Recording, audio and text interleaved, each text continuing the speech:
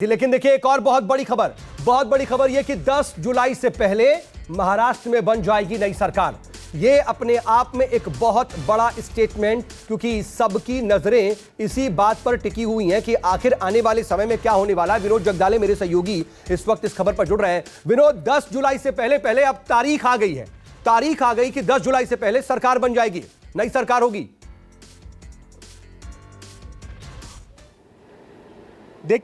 देखिए ये एक बड़ी खबर सिर्फ न्यूज़ 24 के पास है और बिना सूत्रों के ये खबर है।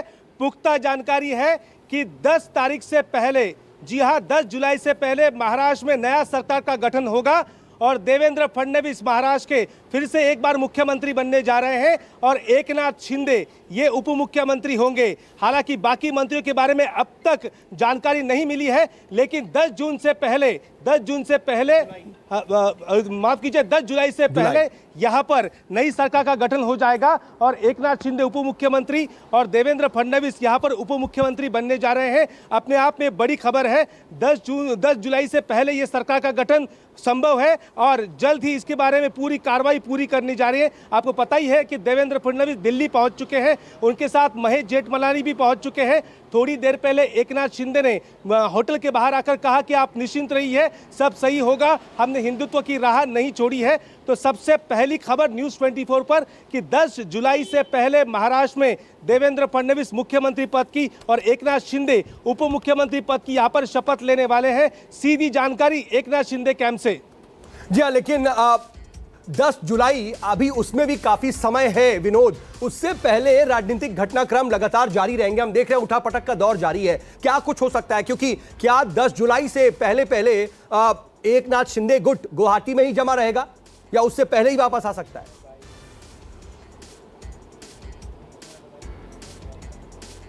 देखिए उससे पहले एकनाथ शिंदे गुट 10 जुलाई से पहले ही यहां पर पहुंचेगा। अब देखिए प्रहार जो पार्टी है उस पार्टी के 2 विधायक है, बच्चू कडू और राजकुमार पटेल, ये परसों राजभवन जाने वाले हैं और महाविकास आघाड़ी सरकार के खिलाफ अविश्वास प्रस्ताव ये राज्यपाल के पास लाने वाले हैं।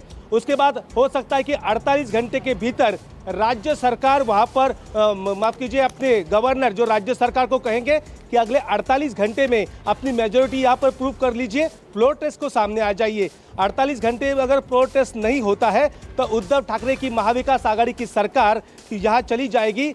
फिर ये नई जो सरकार ये भारतीय जनता पार्टी की सत्ता में आ सकती है। राज्यपाल को ये अपना पत्र सौंपेंगे कि हमारे पास 128 विधायकों का समर्थन है और एकनाथ शिंदे के 39 विधायकों का समर्थन हमारे पास है, हमें सरकार बनाने का मौका दिया जाए।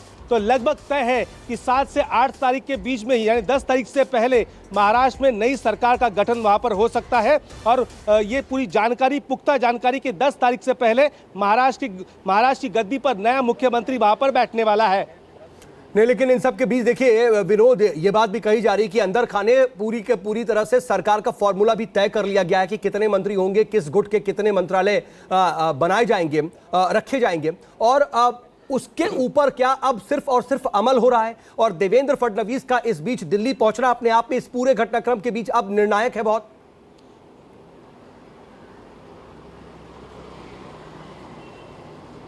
देखिए 10 साढ़े 10 बजे यहाँ से देवेंद्र फडणवीस अपने घर से निकलते हैं, चार्टर फ्लाइट से महेश जेठमलानी के साथ दिल्ली पहुँचते हैं। तो जाहिर है कि कुछ तो जरूर चल रहा है, लेकिन अभी मंत्री कौन होंगे इसका फॉर्मूले के बारे में अब तक जानकारी मेरे पास नहीं है। लेकिन 2 नामों के बारे में जानकारी है और तारीख भी तय है।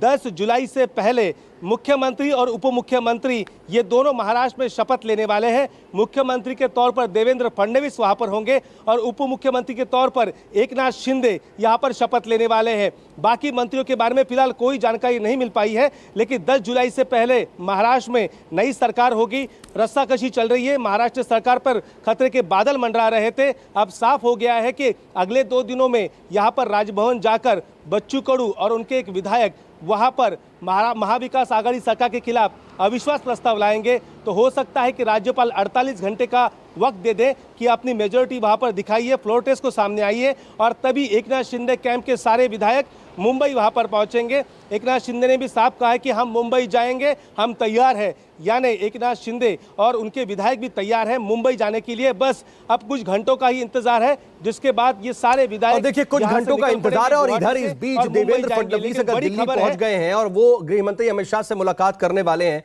तो शायद एक कहते हैं ना कि फाइनल ओके लेने के लिए वो यहां पर पहुंचे हुए हैं कि ठीक है, ये सारा खाका तैयार है, अब इस पर आगे बढ़ा जाए। एक हां और एक इशारा, उसके बाद वहां पर बहुत तेजी से हलचल हो जाएगी। प्रशांत देव भी इस वक्त दिल्ली से मौजूद है मेरे साथ। प्रशांत, इस वक्त अगर देवेंद्र फडणवीस गृह मंत्री अमित शाह से मुलाकात कर रहे हैं तो संभवतः ये अपने आप में इस पूरे घटनाक्रम में बेहद निर्णायक।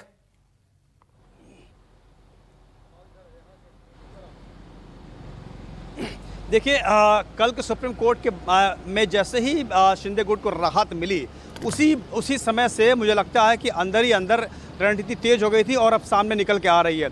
ये बात सच है कि देवेंद्र फडणवीस दिल्ली पहुंच चुके हैं और वो किससे मिलेंगे ये अभी साफ नहीं है, लेकिन माना जा रहा है कि गृह मंत्री अमित शाह से उनकी मुलाकात हो सकती है।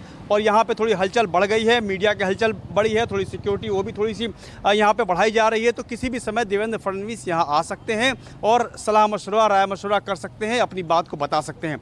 लेकिन आप इस पूरी स्थिति को समझिए कि सुप्रीम कोर्ट ने जब ये फैसला आया कि डिप्टी स्पीकर को लेकर के कि अभी वो कुछ कार्रवाई नहीं कर सकते, तो यही एक सबसे बड़ा चांस था, क्योंकि सुप्रीम कोर्ट ने कहीं ये बात नहीं कही है, अभी तक कहीं ये बात नहीं कही गई कि फ्लोर टेस्ट नहीं हो सकता।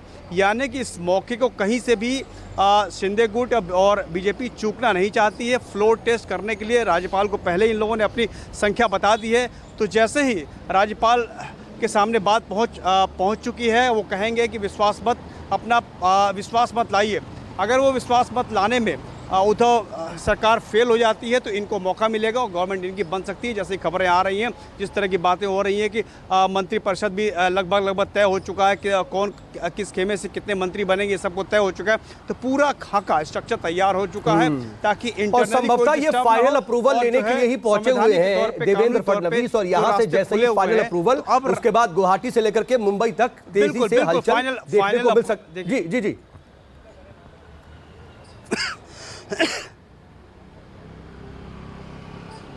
देखिए, फाइनल अप्रूवल और उसके अलावा सभी बातों को यहाँ पे भी केंद्रीय नीति से समझना और उसको जो भी अभी इसमें लीगल ऑप्शंस भी बहुत सी हैं उसको सारा ठीक करना, उसको समझना। और अंदर ही अंदर जैसा कि मैं बता रहा हूँ, जो सिचुएशन आ रही है कि पूरी तस्वीर, यानी कि अपनी पूरी फौज पूरी तस्वीर क्लियर कर ली है। कौन मंत्री बनेगा, किसके खेमे से बनेंगे, क्या होंगे, 2/3 मेजॉरिटी अगर चाहिए तो वो पूरी तैयार है। सबके सिग्नेचर हैं, सबके दस्तखत हैं और जैसे ही मौका एकदम मिला, ठीक कह रहे हैं आप। सारी संभावनाओं और सारी परिस्थितियों, चाहे वो सियासी परिस्थितियां हो या फिर कानूनी परिस्थितियां, उन सब पर पूरी तरह से निगाह तो बनी हुई है, उसको समझा जा रहा है, एनालिसिस उसकी लगातार की जा रही है। और अब देवेंद्र फडणवीस की यह मुलाकात काफी ज्यादा अहम हो जाती है। लेकिन दीपक दुबे भी मातोश्री के सामने से मौजूद है इस वक्त मेरे साथ।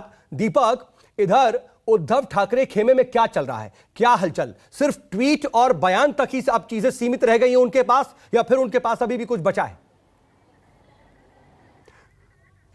जी दीपक, मैं आ रहा हूं, लेकिन देखिए वहीं से आपने जो खबर भेजी है कि मातोश्री के बाहर से हलचल तेज हो गई है। अनिल परब पहुंचे हुए हैं। अनिल परब का इस वक्त वहां पर पहुंचना और वहां पर अंदर जाकर के बातचीत करना क्या कहता है, इसके बारे में भी जरा बताइए दीपक, और क्या विकल्प बचते हैं वो भी।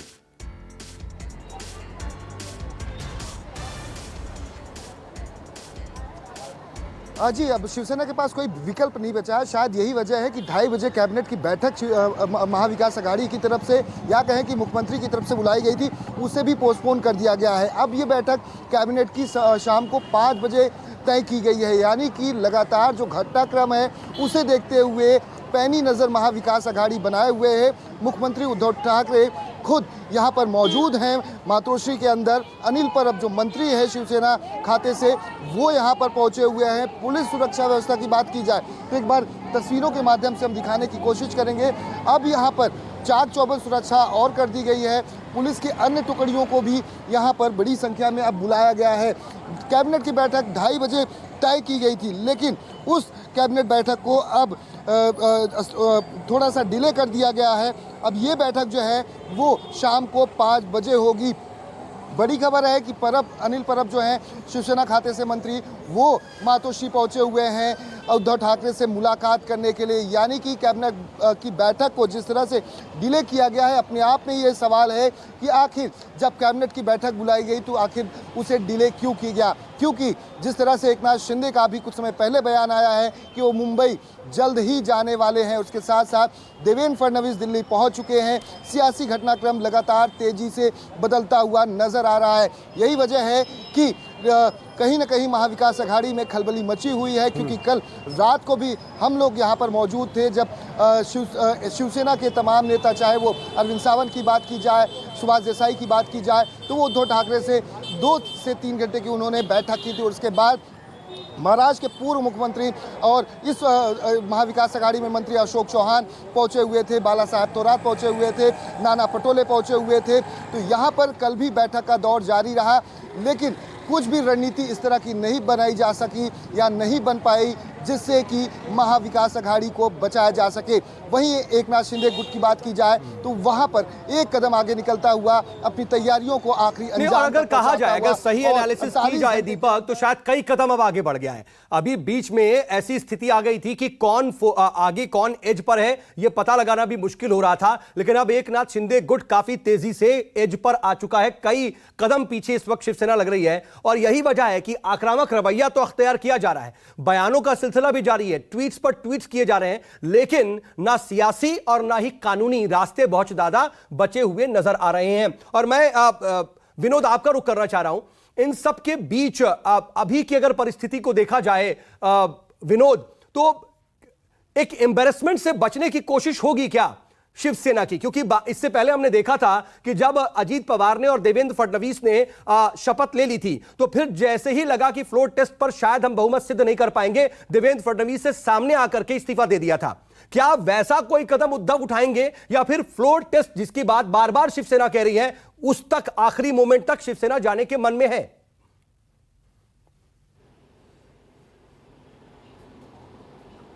देखिए सऊद, जिस प्रकार से राजनीतिक घटनाक्रम बदल रहा है ना, उससे एक बात तो साफ लग रही कि शायद उद्धव ठाकरे इस्तीफा दे सकते हैं, क्योंकि ये खबर अभी तक पुख्ता नहीं है। लेकिन जो मेरी सूझबूझ है, जो मैं रिपोर्टिंग मुंबई में करता हूं, उससे साफ लग रहा है, क्योंकि देखो 2 बजे की कैबिनेट अब 5 बजे कर दी है। उद्धव ठाकरे के बेहद करीबी अनिल परब पहुंच चुके मातोश्री। इससे साफ लगता है कि शायद उद्धव ठाकरे इस्तीफा दे दे।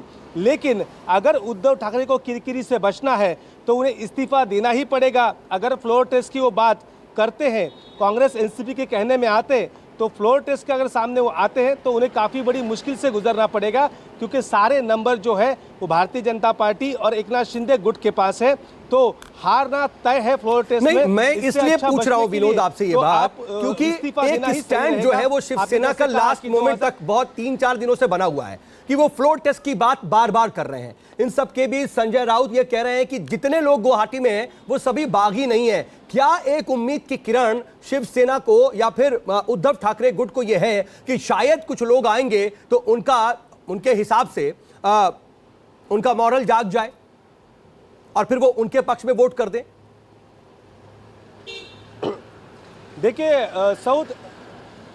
सऊद, ऐसी कोई उम्मीद की किरण जरा भी नहीं आ रही है। सिर्फ पार्टी को बचाए रखना है, पार्टी के केडर को बचाए रखना है, पार्टी के पदाधिकारियों को बचा के रखना है, शिव सैनिकों को बचा के रखना है। इसके लिए ये बयानबाजी यहाँ पर की जा रही है। लेकिन साफ हो चुका है कि यहाँ पर अब सरकार नहीं बचने वाली, नंबर्स उनके पास नहीं है, तो इस्तीफा देना ही बेहतर होगा। आपको पता ही है 2.5 साल पहले जब अजीत पवार और देवेंद्र फडणवीस ने शपथ ली थी, जब सुप्रीम कोर्ट ने कहा कि अगले 24 घंटे में आपको मेजॉरिटी प्रूफ करनी होगी फ्लोर पर जाकर, तो तुरंत देवेंद्र फडणवीस ने अपना इस्तीफा सौंप दिया था, क्योंकि वो किरकिरी से बचना चाहते थे, क्योंकि नंबर्स भी उनके पास नहीं थे। तो ऐसा ही अब हो चुका है कि शिवसेना के पास नंबर नहीं है, महाविकास आघाड़ी के पास नंबर नहीं है।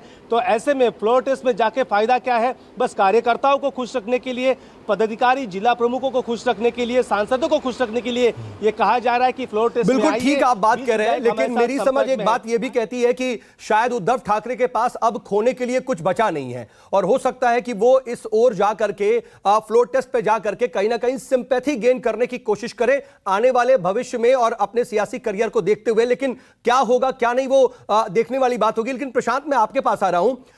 अगर बीजेपी की बात कर ली जाए तो बीजेपी या फिर शिंदे गुट के पास क्या सियासी और संवैधानिक इस वक्त संकट नजर आ रहा है, अगर संकट की बात करें, या फिर बिल्कुल रास्ता क्लियर है?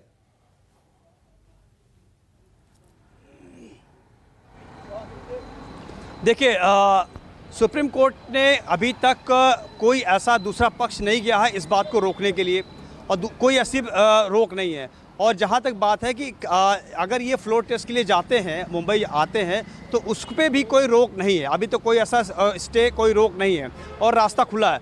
और समर्थन उनको दोनों पार्टियों का आपस में एकजुटता हो ही गई है, तो कहीं से भी कोई संवैधानिक ऐसी अड़चन नहीं लगती है। ये बात ज़रूर है कि अगर व्हिप जारी करने वाली बात हो या और दूसरी बात हो, लेकिन ये सब कुछ तब है जब 21 जून को पहली बार जो शिंदे गुट ने इनके खिलाफ, डिप्टी स्पीकर के खिलाफ कार्रवाई करने की मांग कर दी थी पहले ही, और ये बता दिया है पहले ही, राज्यपाल को सीसी कॉपी भेज दी और डिप्टी स्पीकर को ये बात चिट्ठी लिख दी थी, सबसे पहली चिट्ठी, कि हम 2/3 के साथ अलग हैं, 35-40 की चिट्ठी दे दी थी। उसके बाद के सारे डेवलपमेंट्स हैं, इनको डिस्क्वालीफाई करने की सारी कवायद है। तो क्या उनके जो पहल पहले शिंदे गुट ने कर दी थी, उसके बाद जो यहाँ से उद्धव ठाकरे के कैंप से जो बातें आ रही, क्या उस पर ये लागू होंगी? तो अगर ऐसा लगता है कि लागू नहीं होंगी, तभी ये इतनी जोर से बढ़ रहा है। हाँ, इतना जरूर था। ठीक है, अगर ठीक है प्रशांत, मैं आपके पास आता हूं। नमस्कार, मैं हूं मानक गुप्ता। अगर आपको हमारा ये वीडियो पसंद आया हो तो इसे लाइक और शेयर जरूर करें, और हाँ, हमें सब्सक्राइब और फॉलो करना ना भूलें, ताकि आप देश और दुनिया की कोई खबर मिस ना करें। तो जुड़े रहिए हमारे साथ और देखते रहिए न्यूज़ 24।